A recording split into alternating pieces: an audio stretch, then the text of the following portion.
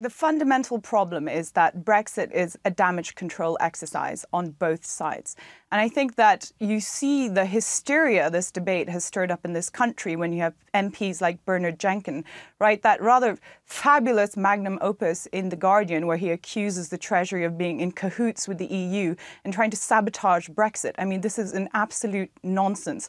It is the responsibility of the Treasury to make sure that this exercise will cause the least economic harm to the UK possible. We already know that the UK is leaving the single market and leaving the customs union, and nobody is arguing that this is going to be overturned because indeed the government has decided it will take this choice because it wants to control immigration, it wants to end free movement of people, and it wants to have the ability to negotiate its own free trade deals once it's left the EU.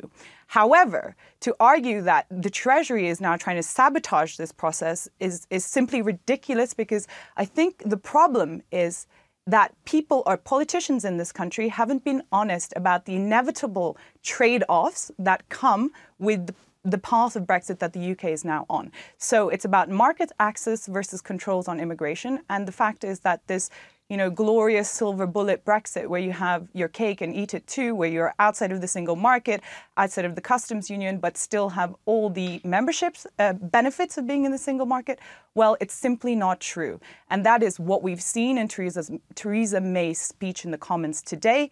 That's what we saw in her speech in Florence, that she has been moving towards the EU's position. So the government is in the process of being mugged by reality, and the choices it faces right now are, does it agree to a transitional agreement, a period, under which the rules basically stay the same, or if it is unable to gather, if the Conservative Party is unable to agree to that transitional agreement, well, then we have the crash out option, and that would be very disruptive both to the UK and to the EU.